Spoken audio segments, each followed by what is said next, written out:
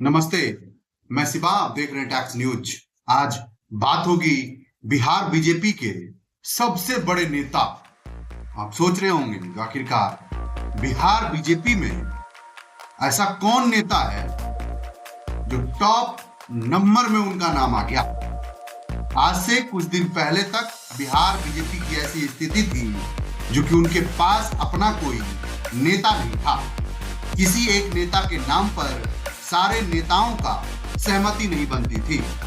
आपको बताते चले, मंगल पांडे अपने धुन में था तो वहीं नित्यानंद राय अपने धुन में थे, वहीं विजय सिन्हा जी अपने धुन में थे।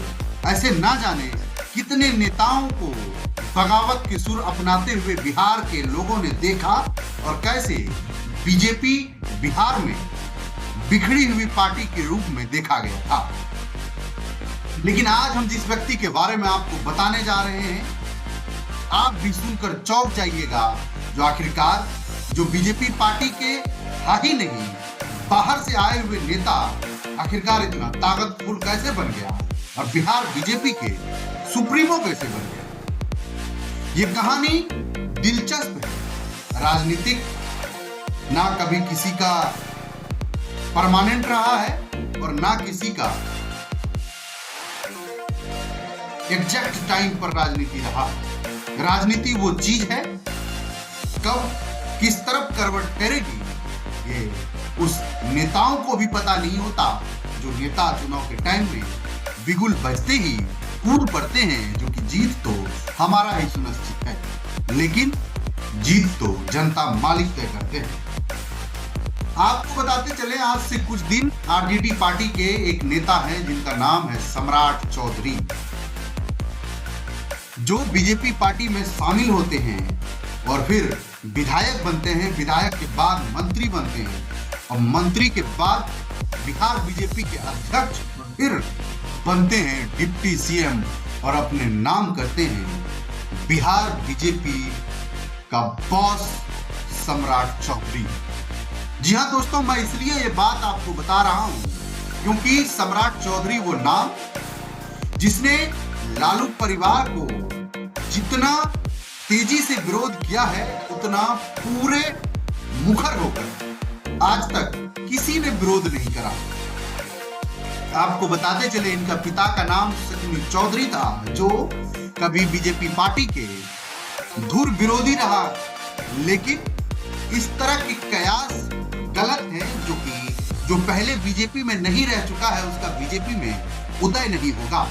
इस तरह के आरोपों का मैं इसलिए खंडन कर रहा हूं क्योंकि असम के जो प्रेजेंट टाइम में मुख्यमंत्री हैं हेमंत बिश्व शर्मा, वो पहले कांग्रेस के थे और वो अभी प्रेजेंट टाइम में बीजेपी पार्टी से असम के मुख्यमंत्री हैं। जी हाँ दोस्तों, मुख्यमंत्री हैं। मैं इसलिए बता रहा हूं क्योंकि आप ये चीज देख लीजिएगा, जो कि आने वाले टाइम में बिहार बीजेपी का मुख्यमंत्री सम्राट चौधरी होगा। आज इस बात को आप लोग नोट कर लीजिए, जो कि बिहार बीजेपी का मुख्यमंत्री सम्राट चौधरी होगा। अब वो क्यों पावरफुल है, उनकी बात कर लीजिए। सबसे पहला बात ये, जो कि सम्राट चौधरी अभी 2 दिन पहले ही मुकेश सहनी के कैंडिडेट को बीजेपी में शामिल करा दिए। सम्राट चौधरी जहां से चुनाव लड़ रहे हैं, वहां से बीजेपी पार्टी के जो विधायक कैंडिडेट था उनको बीजेपी में शामिल करा दिए, तो वहीं से उनके ताकत का आभास लगता है, जो कि नेता में कितना दम है। चुनाव लड़ना ये सबकी बात है, लेकिन नेता को मैनेज करना ये बड़े बड़े धुरंधर ही कर सकते हैं, वो भी विरोधी पार्टी के नेताओं को मैनेज करना। अब दूसरी, पहली ये और दूसरी, आपने सुना होगा जो कि सम्राट चौधरी ने कैसे बिहार में ब्राह्मणों को सर्वश्रेष्ठ बताया था, जिसके बाद पूरे राज्य में विद्रोह सा छिड़ गया था, जो आखिरकार सम्राट चौधरी मुनिवादियों का गुलाम हो गया, जिसके कारण ऐसा बयान दे रहे हैं। लेकिन सम्राट चौधरी अपने बयान से एक रत्ती भी पीछे नहीं हटे। उन्होंने कहा जो कि ब्राह्मण कल भी पूजनीय था और ब्राह्मण आज भी पूजनीय है और ब्राह्मण आने वाले टाइम में भी पूजनीय रहेगा। उनके बाद आपने विधानसभा में देखा होगा। तीसरा क्वालिटी जो उनका है और सर्वश्रेष्ठ बीजेपी लीडर बनने की जो उसमें पावरफुल है, वो मैं बता रहा हूं। जब आपने विधानसभा में देखा होगा जो कि विजय सिन्हा किसी टॉपिक को लेकर सम्राट चौधरी से बहस कर रहे थे, तो सम्राट चौधरी ने कहा था ज्यादा उड़िए मत, उड़ने की ज्यादा जरूरत नहीं है। जबकि उस टाइम में सम्राट चौधरी एक मंत्री हुआ करता था, लेकिन विजय सिन्हा विधानसभा अध्यक्ष थे। उसी टाइम से इस बात का आगाज हो गया था जो कि वाकई में सम्राट चौधरी बीजेपी का सुपर पावर बन चुका है। क्योंकि उनके बाद भी आपने देखा होगा, जैसे बिहार में मोदी जी या फिर अमित शाह जी का एंट्री होता है तो उनके साथ में कोई लीडर आपको दिखे या ना दिखे, लेकिन सम्राट चौधरी आपको अवश्य दिखाई देगा। उनके बाद सम्राट चौधरी का उदय वहीं नहीं रुका, उन्हें डिप्टी सीएम से नवाजा गया और पावरफुल मंत्रालय से नवाजा गया।